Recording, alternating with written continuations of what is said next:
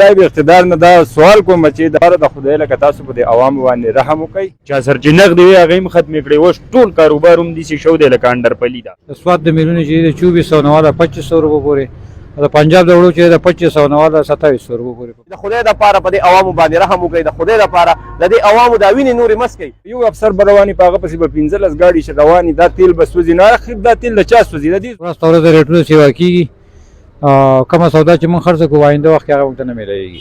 السلام علیکم کتونکو زه یم ستاسو کوربه اسکرم سواتي. کتونکو څرنګه تاسو ته پته ده چې په ملک کې د تیرو 2-3 کالو نه که یو طرف ته عوام د مهنګایۍ نه ډېر زیات تنګ دي نو بل طرف ته د ملک لیډران او سیاستدانان او ټولې پارټیانې په یو بل کې د کرسۍ د جنګ دپاره چې دی نو هغه ښه پرعزم دي او د یو بل سره دغه مشتو ګریبان شوي دي د هغې د لاسه عوام چې دی نو هغه ډېر په مشکلاتو سره مخ دي. کتونکو نن د چارباغ په بازار کې موجود وي او دلته کې به د خلکو سره او د دکاندارانو سره خبرې کوو. راځئ چې مهنګایۍ نه دا خلک څونه تنګ دي او د مهنګایۍ متعلق څه ویل غواړي او تاسو څه پیغام درکول غواړي. مهنګایي دونه ده چې مړه خلک یې ټول خفه کړلی خاموشه کړی هم دی څوک غږ کولی هم نشي او یو شی پکې مرزان نشته نو د وړو نه واله د سبزۍ د انګولي د هر شي پورې خلک ډېر زیات خراب کړو لکه دې مهنګایي چا سر چې نغدې وي هغه هم ختمې کړې اوس ټول کاروبار هم داسې شو دی لکه انډرپلي ده د بل نه به قرضو راوړو دلته په نغدو خرڅو او د هغې نه یې په تاوان ورکوو. دا راته ووایي چرګانو ریټونه څرنګه دي؟ چرګانو ریټونه داسې دي چې لکه دا چرګ چې دی د دې نه د نه خوراک دی ښه دی نو ریټ یې څه دی نن؟ ریټ 2,500 روپۍ دی او په 2,500 روپۍ به دونه چرګ کېدو چې د دې څلور دومره به دا کم چرګ چې په 2,500 دی دا چرګ هم نه دی چرګوډی دی چرګان نازم نو که نه چرګ به 2 کیلو راتلو دا 1200 ګرام هم نه خېږي. کتونکو څرنګې تاسو د چرګانو والا د دکان خبرې واورېدې نو دغه رنګې دلته کې د وړو دکان ته رالو راځئ د ریټونو تپوس کوو پوښتنه به ترې هم کوو چې آیا مهنګایۍ متعلق څه ویل غواړي او څه صورتحال روان دی. دلته کې زما سره د دې دکان مالک موجود دی. څرنګه یې جي خیر؟ دا راته ووایي چې دلته کې د مهنګایۍ څه صورتحال دی او خلک په هم ستاسو خواله ډېر زیات راځي ګاګ په راځي هغو څه ویل غواړي؟ بس د مهنګایۍ انتها ته خبر رسېدله خلک انتهایی پریشانه دی هر سړی د وړو په چکر کې دی د حکومت چې غوږ نه ګرېږي ورځ په ورځ د ریټونو سیوا کېږي کومه سودا چې مونږ خرڅ کوو آینده وخت کې هغه موږ ته نه میلایږي. دا راته ووایي چې نن سبا د وړو ریټ څه دی؟ د وړو ریټ چې دی مختلف ریټونه دي د سواد د میلیونو چې د 2400 نه والا 2500 روپو پورې د پنجاب د وړو چې د 2500 نه والا 2700 روپو پورې په مارکیټ کې خرڅېږي. د دې نه علاوه چینی ګوړه غوړي د دې څه صورتحال دی؟ مجموعي ټوله مهنګایي روانه ده بس یو څه چې ده یو په دوه شی دی بس.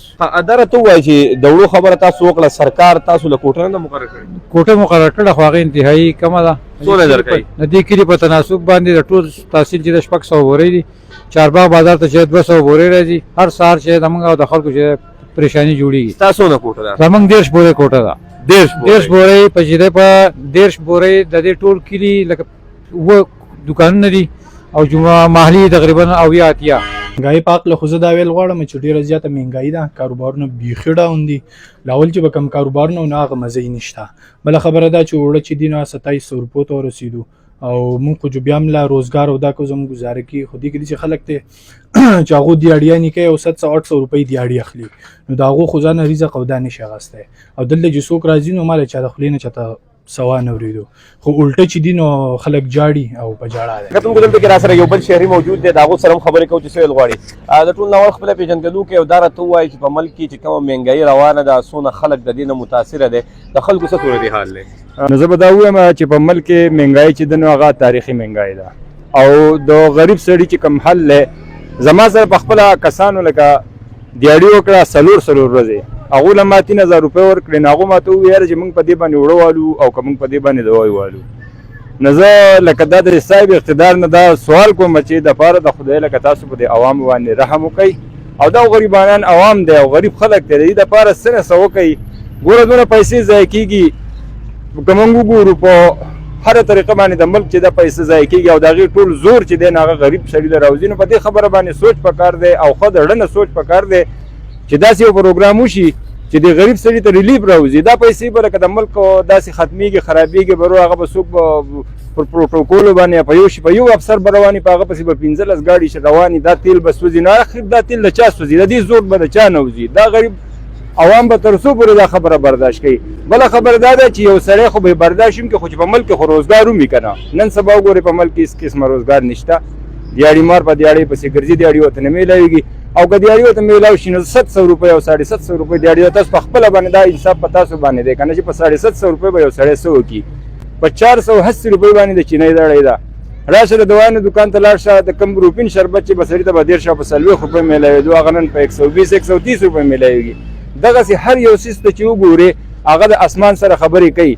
او په ملک کې روزګار شته نو دا خلک به څه چل کوي، ډاکې به کوي. سبا به خلک وایي چې دا خلکو به ډاکې شروع شي، نو ډاکې به شروع کېږي. نه د دې خلکو د ګېډې دا دوزخ چې دا خو به ډکول غواړي که نه.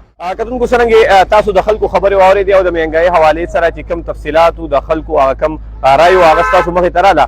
کتونکو د خلکو همدغه وینا ده د صاحب اقتدار خلکو نه او د اعلی چارواکو نه چې په دې غریب عوامو باندې چې دی هغه رحم وکړي او دلته کې په دې خلکو باندې چې دی هغه مهنګایي ختمه کړي. نو بل طرف ته د دغې خلکو چې کوم زموږ سرکاري افسران دي یا دغه رنګې سیاسي وګړي دي د هغو نه همدغه مطالبه کوي چې کم پروټوکول په ملک کې روان دی او کم افسرانو ته کم پروټوکول ورکولی کېږي یا سیاسي لیډرانو ته کم پروټوکول ورکولی کېږي هغه دې ختم کړی شي او د دې د ملک چې کوم ټیکسونه د دې عوام نه اخیستی کېږي هغه دې د دې خلکو په چې دی نو هغه په فیور کې راوستی شي او دې خلکو له دې ریلیف ورکړی شي. بل طرف ته کتونکو چې څونه دکانداران دي د هغو خبرې تاسو واورېدې چې څونه د وړو ریټونه هم تاسو ته مخې ته راغلل، د چینۍ هم ریټونه مخې ته راغلل، نور هم خو خلک هم دغه مطالبه کوي د دې خپل لیډرانو نه چې د خدای دپاره په دې عوامو باندې رحم وکړي، د خدای دپاره د دې عوامو دا وینې نورې مس کوي او دې خلکو ته چې دی هغه ریلیف ورکوي. د یو بل پروګرام پورې خپل کوربه اسکرم سواتي له یاد راکوئ. د الله په امان.